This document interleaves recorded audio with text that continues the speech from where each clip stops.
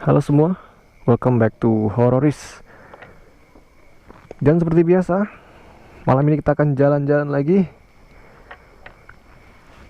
Dan ini udah gelap, udah malam banget ya guys ya di sini ya guys ya. Tapi masih banyak orang yang lalu lalang. Karena ini emang jalan penghubung antara satu kecamatan ke kecamatan yang lain. Jadi bisa dibilang ini jalan raya guys. Oke, kita jalan.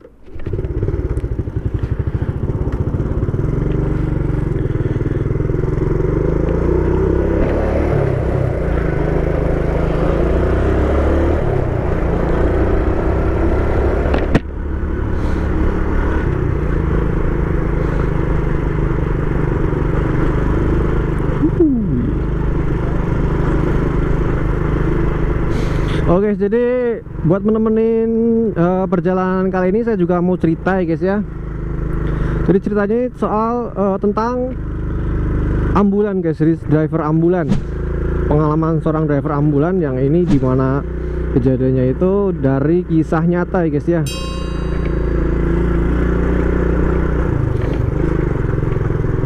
Oke, saya mulai cerita dan ini nyata. Jadi hal ini diawali oleh seorang supir ambulan ya. Jadi supir ambulan ini supir ambulan yang baru guys. Jadi baru kali itu kita sebut aja namanya Pak siapa ya? Ini namanya kita samarin aja ya. Namanya Pak Rono gitu aja ya. Nah, jadi si Pak Rono ini adalah seorang supir ambulan baru guys. Di sebuah klinik di desa, di sebuah klinik lah gitu ya, yang jaraknya dari rumahnya itu sekitar 15 menitan guys. Nah, suatu ketika si Pak Rono ini kayak nggak ada kerjaan gitu loh guys di klinik, karena di puskesmas gitu ya, karena nggak ada panggilan yang memerlukan ambulan guys. Jadi selama mungkin 1 minggu lebih si Pak Rono ini santai-santai aja. Akhirnya pas mau 2 minggu barulah ada panggilan yang memerlukan ambulan guys. Jadi si Pak Rono ini dapat panggilan buat menjemput jenazah ya di sebuah jalan di desa B yang jaraknya cukup jauh ya gitu ya. Karena ini Pak Rono ini masih baru, akhirnya dia datang ke lokasi kejadian. Jadi kalau kejadiannya itu ada sebuah kecelakaan antara mobil dan motor guys, yang menyebabkan 2 orang meninggal dunia, yaitu 1 orang sekitar umur 30 tahun dan 1 orang lagi masih di bawah umur sekitar 15 tahun, dan ini cowok semua guys. Kemudian Pak Rono ini datang. Kemudian pas udah sampai di rumah, di lokasi kejadian perkara, di situ sudah ada polisi. Pas datang polisinya tanya, dari mana Pak, kayak gitu loh. Hanya Pak Rono menginformasikan kalau dia itu emang ditugaskan buat membawa si jenazah itu. Akhirnya Pak Rono dengan polosnya dia mau langsung angkat itu jenazah. Pada saat Pak Rono sampai di TKP, si jenazah ini emang sudah si korban ini sudah ditutupin sama daun apa ya namanya, daun pisang guys. Jadi memang sudah ditutupin. Nah, pas dibuka Pak Rono ini langsung muntah-muntah guys, karena baru pertama, dan karena jadi emang kecelakaannya cukup parah ya. Apalagi yang dialami sama si anak yang umur 15 tahun itu emang parah, darah di mana-mana. Jadi Pak Rono ini ngerasa nggak biasa dengan situasi kayak gitu, akhirnya muntah-muntah. Karena ini polisinya cukup baik ya, polisinya baik, akhirnya paham kalau Pak Rono ini memang baru pertama kali jadi sopir kayak gitu, di driver ambulan yang baru pertama kali. Akhirnya si Pak Polisi inilah yang ngebantu buat masukin ke kantong jenazah, kemudian dimasukin ke dalam ke dalam ambulan, guys.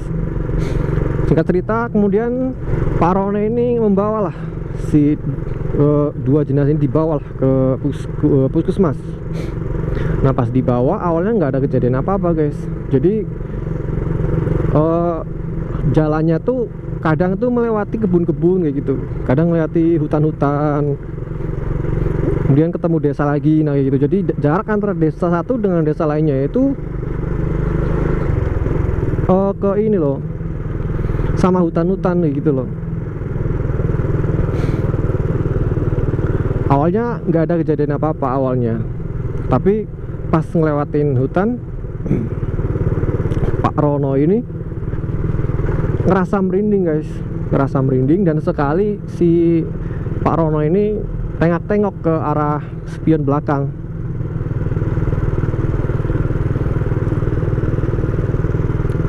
Karena parno ya, karena nggak pernah kayak gitu. Jadi itu baru pertama kalinya dan langsung membawa korban kecelakaan yang seperti itu. Dan si Pak Rono merasa merinding banget, guys. Jadi merasa bener-bener merinding banget. Lalu kemudian di arah belakang itu ada suara kayak sleting yang bunyi gitu loh, guys. Pak Rono itu yakin banget kalau itu emang suara sleting yang kayak dibuka gitu. Jadi seakan itu kayak suara sleting yang dibuka. Karena Pak Rono panik, akhirnya mastiin buat ngeliat dari spion. Ya, dan ternyata nggak ada apa-apa, guys. Kemudian Pak Rono makin merinding, guys. Makin merinding nggak karuan, makin takut nggak karuan. Nah, pas dilihat lagi kedua kalinya ke spion, kaca spion, bener, guys, ternyata udah ada sosok yang lagi duduk. Sosok itu menghadap ke depan, ke arahnya Pak Rono. Karena Pak Rono ini kayak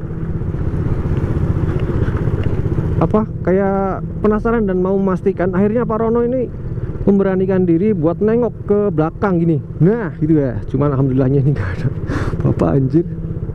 Pakai sen ya, guys ya.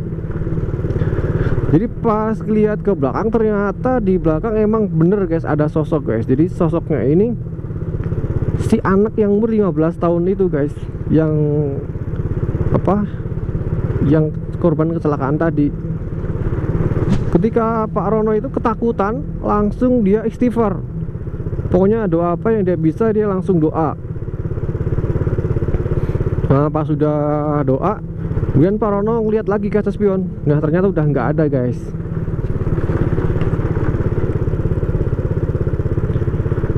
Jadi langsung hilang. Sosoknya itu, sosok itu langsung hilang.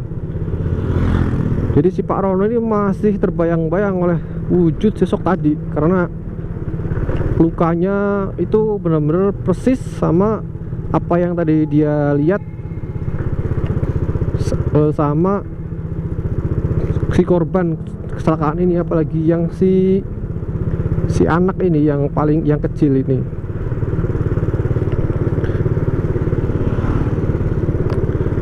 Pantesan gelap ya, nggak saya ini nyalain sih.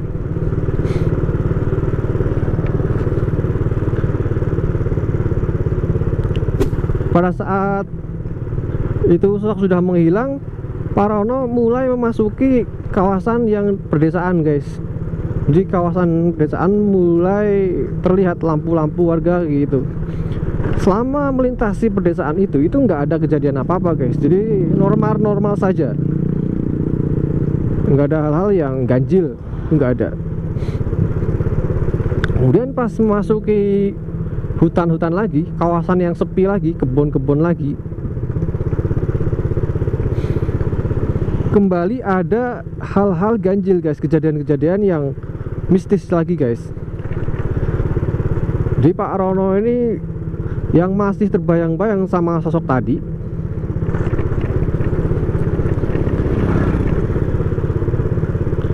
Jadi sosok yang tadi dilihat sama Pak Rono itu katanya itu pokoknya ada luka lah di kepala gitu, yang benar-benar mengerikan gitulah.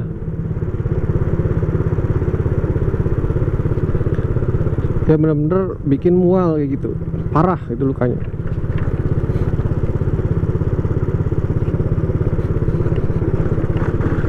Belum hilang takutnya, Pak Rono kembali dikejutkan sama suara nangis guys. Jadi suara kayak orang nangis. Dan Pak Rono ini kembali kembali memastiin itu suara apa yang nangis gitu loh. Dan Pak Rono yakin banget kalau suara tangisan itu berasal dari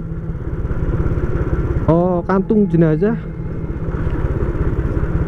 si anak yang umur 15 tahun ini. Jadi nangis guys. Pak Rono dengernya itu suaranya tuh suara nangis.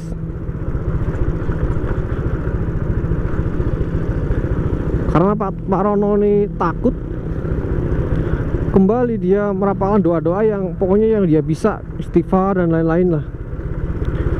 Kemudian sampailah Pak Rono ini di tempat yang dia tuju. Nah, pas sudah sampai di puskesmas, Pak Rono ini langsung ditanya sama orang puskesmas, kenapa kok mukanya pucat banget gitu, kayak orang habis dikejar setan gitu.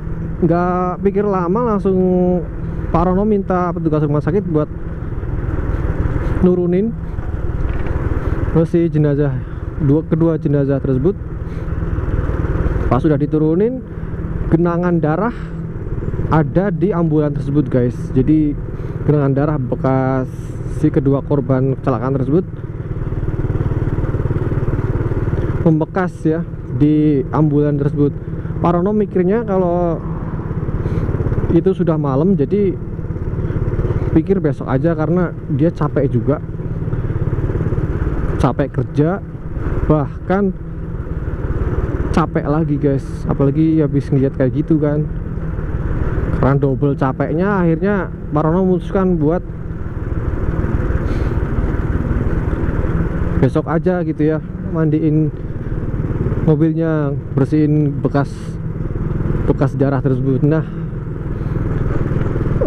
sejak kejadian itulah ambulan tersebut mulai ada kejadian-kejadian janggal guys, yang dimana kejadian-kejadian itu akan saya ceritakan mungkin kalau momennya pas gitu ya, akan saya ceritakan di video selanjutnya mungkin ya, tergantung nih nanti gimana respon audiens. Jadi ceritanya sampai di sini dulu karena udah panjang juga videonya, karena saya punya masalah kalau nguploadnya terlalu panjang, videonya tuh lama banget guys, karena low budget ya guys ya, balik lagi karena low budget sih. Oke, segitu aja. Terima kasih yang udah menonton video ini, terima kasih yang udah nonton dari awal sampai akhir, terima kasih yang udah subscribe channel saya sampai detik ini, terima kasih. Dan bagi kalian yang belum subscribe, ayo subscribe channel saya supaya saya lebih semangat lagi buat bikin videonya. Kasih saya saran, kritik yang membangun untuk kemajuan saya bikin channel ini dan untuk menghibur kalian semua ya guys ya. Terima kasih, sampai ketemu di video saya selanjutnya.